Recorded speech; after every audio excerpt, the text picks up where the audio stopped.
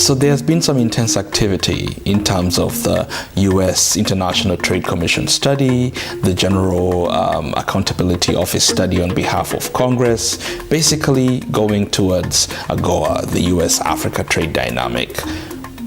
Are these some of the things that are pushing or compelling the United States to, move towards an effective AGOA? Yeah, well, Ambassador Froman asked the ITC to do 4 studies as a part of our comprehensive review of AGOA to give us a sense of what has worked, what hasn't worked, where are the areas we might improve, and in that context, potential products being added was a part of that. What I would say is, just from a practical point of view, you can look at some products and you can look at the trading patterns and you can look at the issues affecting those trading patterns, and you might come to a different conclusion. As an example, peanuts. Yes, there are TRQs on peanuts, but the major issue affecting African exports of peanuts, not just to the U.S. but to anyone in the world, including regionally, is aflatoxin. So saying that allowing the peanuts to come in would immediately result in increased exports of peanuts from Africa to the United States is probably not taking accurate account of the major barrier that faces it. So I think you just have to go through product by product and in a sort of rational, objective fashion, look at what are the issues, what are the trading patterns, and see whether or not there is a possibility that including those products under AGOA would or could lead to increased African exports. We hope that if Congress decides to add some products that it will be beneficial for the Africans. That's what we would love to see. Supply side constraints. What is the United States doing in this regard? In terms of Africa, in terms of the U.S.-Africa Trade and Investment Partnership? So I think basically that a whole range of U.S. programs and initiatives are already addressing some of these supply side constraints. Now, whether there is room and need to do more, obviously we would all like to see and do more.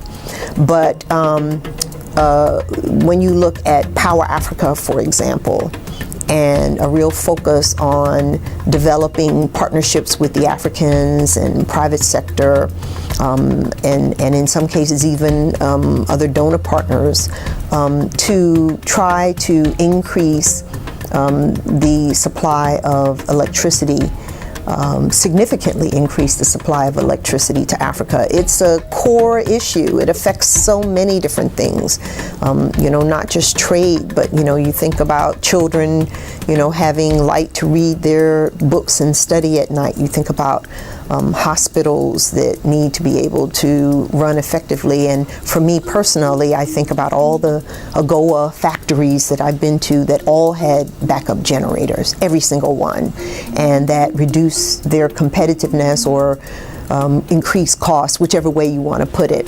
But AID is doing a whole range of other things that impact trade and investment as well there. But we have a range of agencies: the Department of Transportation, the U.S. Trade and Development Agency, the African Development Foundation, Treasury, Department of Commerce, we have Department of State. We have so many U.S. government agencies that are basically working on a range of issues. We're supporting trade facilitation and the ability of the Africans to move goods across borders more effectively, to reduce the red tape, to thereby reduce the cost, improve efficiency. These are things that we're doing.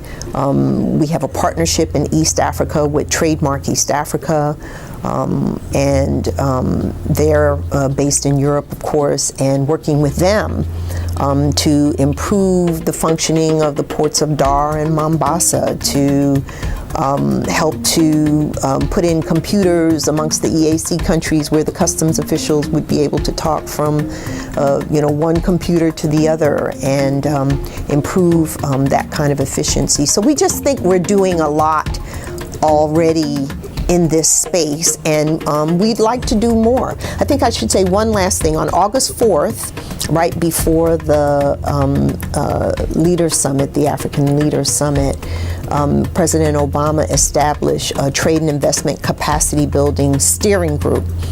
And that steering group will be providing recommendations to President Obama 180 days after it was established. So by about the end of January, we'll be providing recommendations on how we can improve and leverage our trade and investment capacity building programs and initiatives in sub-Saharan Africa. So we're very excited about that as well. So let me put you on the spot. If you were on the steering committee and you had to put recommendations to President Obama, and you had one silver bullet, one thing that would immediately change Africa, immediately change the way Africa does business with the United States and the way Africa progresses, what would you say that would be, that silver bullet? So, my wish list would be that we had the capability and the resources essentially to work with, if not all of the AGOA eligible countries, at least, a large majority of them on AGOA and national export strategies. Because I believe that even though the Africans have had AGOA market access now for 14 years, many of them haven't really had professional strategies in depth based on, sort of data-driven studies that show, okay, here are the sectors that actually have the opportunity to be competitive in the U.S. market. This one you like, but truthfully, this one is not going to be competitive. And here's why. This one over here, you haven't even taken a look at, but actually this sector right here has the biggest chance of being competitive in the U.S. market, and for the following reasons. And then here are the steps that you would have to take to realize that. Dr. Schneidman uses a very good expression. The United States and Africa stand at an inflection point. We could be on the cusp of something really great, or could just keep doing things the way we've been doing them for a very long time. In your opinion, where are we right now? In other words, AGOA expires 2015. Where do we stand today? So, first of all, we have been working over the course of the comprehensive review of AGOA to come up with what our proposals would be to Congress. We pushed out to start discussing those proposals with them well in advance of the African Leaders Summit to make sure that they knew the kinds of things we were thinking about, the kinds of proposals we were making for modernizing and updating AGOA. We had excellent discussions with them then. Ambassador Froman was so active on this. He was incredible in terms of the number of meetings that he held, individual meetings, meetings of groups of people. He even had one meeting that, I don't know if one would call it historic, but where he had both members of the House as well as senators from both Republican and Democratic Party, from all of the major committees that are responsible for or interested in African trade, all together at the same time.